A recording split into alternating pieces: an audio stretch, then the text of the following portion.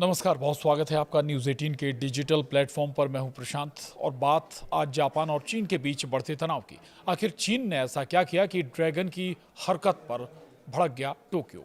दरअसल चीनी विमान वाहक पोत लियाओनिंग से उड़ान भरने वाले एक सैन्य विमान ने जापान के ओकिनावा के पास जापानी लड़ाकू विमानों पर अपना रडार लॉक कर दिया, जिसे लेकर जापान ने चीन के समक्ष विरोध दर्ज कराया है। रडार लॉक का मतलब होता है किसी सैन्य विमान का अपने रडार को दूसरे विमान या लक्ष्य पर इस तरह केंद्रित करना कि वो उसकी सटीक स्थिति, गति और दिशा पर लगातार नजर रख सके।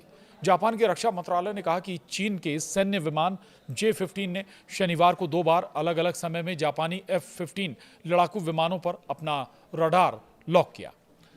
वही मंत्रालय ने कहा है कि एक बार दोपहर में लगभग 3 मिनट के लिए और फिर शाम को लगभग 30 मिनट के लिए ऐसा किया गया।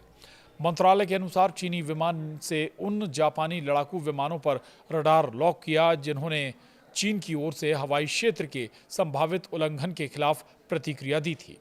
मंत्रालय ने कहा कि जापानी हवाई क्षेत्र का कोई उल्लंघन नहीं हुआ और इस घटना से कोई नुकसान होने की भी सूचना नहीं मिली है। वहीं जापान ने इस पर कड़ा विरोध दर्ज कराया है। यह स्पष्ट नहीं है कि रडार लॉक करने की घटना में दोनों बार वही चीनी J-15 विमान शामिल था या नहीं।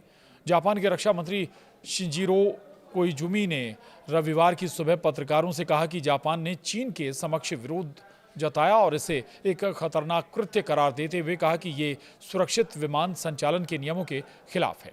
उन्होंने कहा कि ऐसी घटना का होना अत्यंत निंदनीय है। हमने चीनी पक्ष के समक्ष सख्त विरोध जताया है और ऐसी घटनाओं को रोकने के लिए कड़े कदम उठाए जाने की मांग की है। इस बीच जापान और ऑस्ट्रेलिया के रक्षा मंत्रियों ने पहले से तय मुलाकात के तहत बैठक की। इस बैठक में दोनों ने चीनी गतिविधि पर चिंता जताई। ऑस्ट्रेलिया के डिफेंस मिनिस्टर रिचर्ड मार्लेस ने कोइजुमी के साथ बातचीत के बाद रविवार को एक संयुक्त प्रेस कॉन्फ्रेंस में कहा कि हम पिछले 24 घंटों में चीन की हरकतों से बहुत परेशान हैं।